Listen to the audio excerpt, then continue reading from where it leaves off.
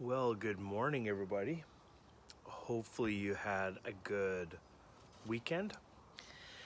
I know we did. We had some really good weather. Even today, it's looking really nice, and I think it might rain later today. But what a fantastic services that we had yesterday! Our morning and our evening services.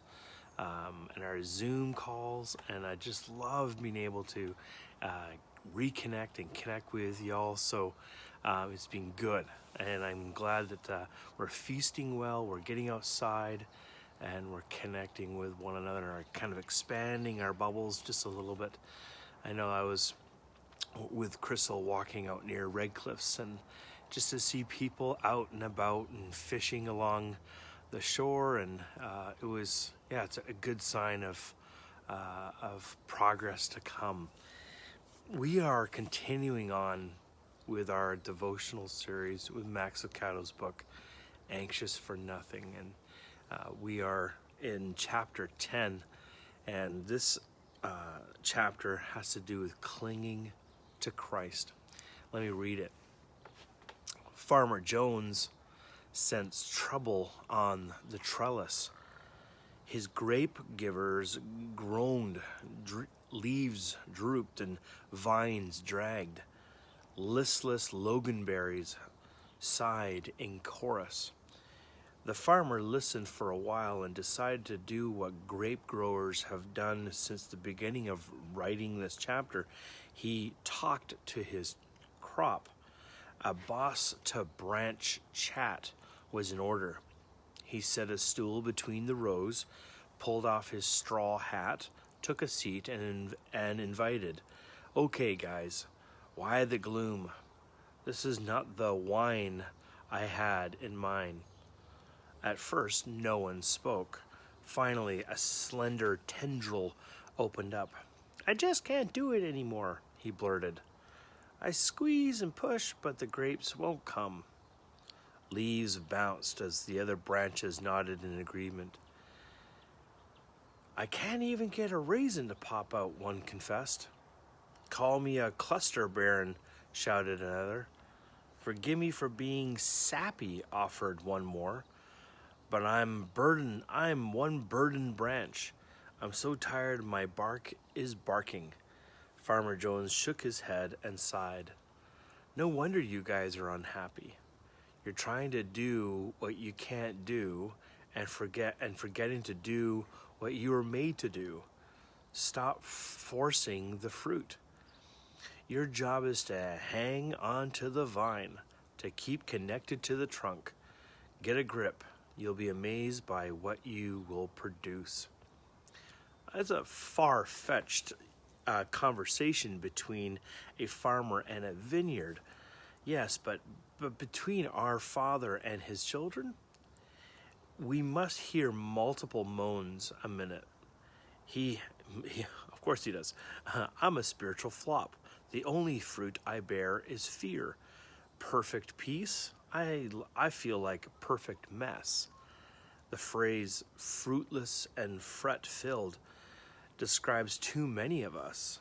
We don't want it. We long to follow Paul's admonition. Fix your thoughts on what is true and honorable and right and pure and lovely and admirable. Think about these things, that they are excellent and worthy of praise. Philippians 4:8. With a grimace and fresh resolve, we determine, today I will think only true, honorable, and righteous thoughts, even if it kills me. Paul's call to peace can become a list of requirements. Every thought must be true, honorable, right, pure, lovely, and admirable, excellent, and worthy of praise. Goo, who can do this? Well, confession, I find the list difficult to keep. Heaven knows I've tried. A random idea will pop into my head, and I'll pass it through the passage. Was it true? Honorable? Pure? Like, what's next? I have trouble remembering the 8 virtues, much less remembering to filter my thoughts through them. Maybe the list works for you. If so, skip this chapter. If not, there is a simpler way. Make it your aim to cling to Christ. Abide in him. If he's not true, honorable, right, pure, lovely, admirable, excellent, and worthy of praise, is this not the invitation of his message in the vineyard? Abide in me, as I in you. As the branch cannot bear fruit of itself unless it abides in the vine, so neither can you unless you abide in me. I am the vine, and you are the branches. He who abides in me, and I in him, he bears much fruit. For apart from me, you can do nothing. If anyone does not abide in me, he is thrown away as a branch and dries up, and they gather them and they cast them into the fire, and they are burned. If you abide in me, and my words abide in you, ask whatever you wish, and it will be done for you. My Father is glorified by this, that you bear much fruit, and so prove to be my disciples. Just as the Father has loved me, I also loved you. Abide in my love. If you keep my commandments, you will abide in my love, just as I have kept my Father's commandments and abide in his love. That's John chapter 15, 4-10. Jesus, his allegory is simple. God is like a vine keeper. He lives and loves to coax the best out of his vines. He pampers, prunes, blesses, and cuts. His aim is singular. What can I do to prompt produce? God is a capable orchardist who carefully superintends his vineyard. And Jesus plays the role of the vine. We non-gardeners might confuse the vine and the branch. To see the vine, lower your gaze from the stringy winding branches to the thick base below. The vine is the root and the trunk of the plant. It cables nutrients from the soil to the branches. Jesus makes the stunning claim, I am the real root of life. If anything good comes into our lives, he is the conduit. And who are we? We are the branches. We bear fruit. Love, joy, peace, patience, kindness, goodness, faithfulness. That list is from Galatians 5. We meditate on what is true and honorable and right and pure and lovely and admirable, excellent and worthy of praise. Our gentleness is evident to all. We bask in the peace of God, which transcends all understanding. And as we cling to Christ, God is honored. My Father is glorified by this, that you bear much fruit, and so prove to be my disciples. The Father tends, he nourishes, we receive, and the grapes appear. Passers-by, stunned at the overflowing baskets of love, grace, and peace, can't help but ask, who runs this vineyard? And God is honored. For this reason, fruit-bearing matters to God. And it matters to you. You grow weary of unrest. You're ready to be done with the sleepless nights. You long to be anxious for nothing. You long for the fruit of the Spirit. But how do you bear this fruit? Try harder? No, hang tighter. Our assignment is not fruitfulness, but faithfulness. The secret to fruit bearing and anxiety free living is less about doing and more about abiding. Lest we miss this point, Jesus employs this word abide 10 times in 7 verses. Abide in me, and I in you. As the branch cannot bear fruit of itself unless it abides in the vine, so neither can you unless you abide in me. He who abides in me and in him, he bears much fruit. If anyone does not abide in me, he is thrown away as a branch and dries up. If you abide in me, my words abide in you. Ask whatever you wish, and it will be done for you. Abide in my love. Abide in my love, just as I kept my Father's commandments and abide in his love. Come live in me, Jesus invites. Make my home your home.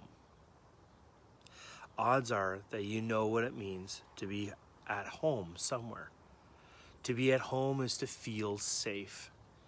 The residence is a place of refuge and security. To be at home is to be comfortable. You can pad around wearing slippers and a robe. To be at home is to be familiar. When you enter the door, you needn't consult the blueprint to find the kitchen. Our aim, our only aim, is to be at home in Christ. He is not a roadside park or a hotel room. He's our permanent mailing address. Christ is our home. He is our place of refuge and security. We are comfortable in his presence, free to be our authentic selves. We know our way around in him.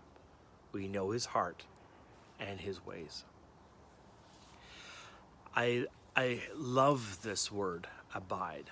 I have preached many a sermon on John chapter 15. And it's that kind of mi casa y su casa, like my house is his house. But I think I love what he's talking about, where we have to not so much be worried about fruit making, but be faithful. And I think, to be faithful with the little things, you be faithful with the big things. It starts with the little stuff, and it will build over time. And I think sometimes we forget about that. We live in such a production-oriented society where we have to have high output, high expectation, high yield. And it's an amazing kind of narrative too with winemaking or vineyards. With some wines, it does take time for the grapes to mature. I'm also reminded about olives. Olives can take generations until the best crop comes. So you're kind of like when you plant an olive tree, you're thinking about your grandkids harvesting the olives. That's how long it will take for it to be at its highest output and yield. So we start off with being faithful with the little things. But what I love too is that we cling to Christ. And again, it's that narrative of being in Christ. Apart from him, we're dust. We could only do so much. But when we're tethered in, when we're grafted in, when we're remaining attached to the vine and the branch, to the trunk, to the thing that brings nutrients up from the soil, we can bear so much fruit. And I love that imagery of the home.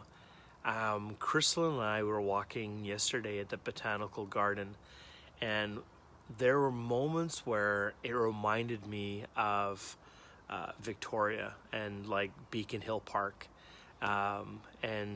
with all the beautiful colors of the trees, and it's of course all of its leaves. It also reminded me of Bouchard Gardens, if those that know where that is. And there's a sense of homeliness to it. And I love what Max says, like, when you come into my house, I don't have to get a blueprint to figure out where the kitchen is or my bedroom. I can walk around in my flip-flops or my slippers. Home is house is made into a home. And so many of you, you know that. And imagine the comfort feel that you have in your home right now as you're probably drinking your coffee and sitting probably in your pajamas still. That's the relationship, that's the comfort level that God your Father wants to have with you. I know sometimes we feel like God our Father is like the supreme general, and he is giving us marching orders and we're all in uniform as Christian soldiers. And maybe there's a season for that, putting the full armor of God. But maybe at like 10 a.m., we're like just being at home with your family. And Christ is a part of your home. He is your home. And there is refuge and strength. The Bible talks about God being a strong tower that you could rush into when the enemy or the things that are pursuing you your feeling is taking over. Maybe that's fear, maybe that's anxiety, or maybe it's secret sin, maybe it's whatever it is. That Christ is your home and is safe. One of the things that we talk about with Arrow Leadership in Canada was when we're talking with leaders, we'd always say, safe harbor, safe harbor. We'd almost preface all of our conversations saying, this is a safe harbor. In other words, you could put your boat up into the mooring and tie it off and know that this was a safe place to do so. You were able to convey any kind of message, good, bad, ugly, and there was a safe place for us to talk about anything. And it was a safe place to converse with God, to commune with God about all of our fears and hurts and hang-ups and habits. And that is your home right now. Christ is your home. And if you've been struggling for years of going, I don't have a home, I've moved 36 times, I'm in the military, or maybe you're a pastor, or you're, whatever it is that, and home is a hard thing to grasp. Maybe this is a time where you need to settle. Maybe not so much settle physically. You might like moving all the time. Maybe you live on a ship, I don't know. But Christ is always the thing that is your home. You can always go to him and find peace and safety and rest. And during our lockdown, I think this has given us the chance as a church to really grow deeper into our roots of faith and to bring forth those fruits of prayer and intercession and care for the soul. Well, we love you. God bless you. It's Monday. My son's already wrecking up with schoolwork at the computer. So God bless you as you're homeschooling your kids. For you are going to work today and you're an essential service worker, we are praying for you. God bless you for your many weeks of hard work throughout this lockdown. We're praying protection over you. And for those all around the world that are still wrestling with lockdown, whatever lockdown looks like in Canada or America, we're praying blessing over you. God bless you. And we will see you tonight at 8 o'clock New Zealand time. So I don't know what that is. I have to figure that out. You can. Just ask Siri. But God bless you. And we will see you tonight. Bye for now.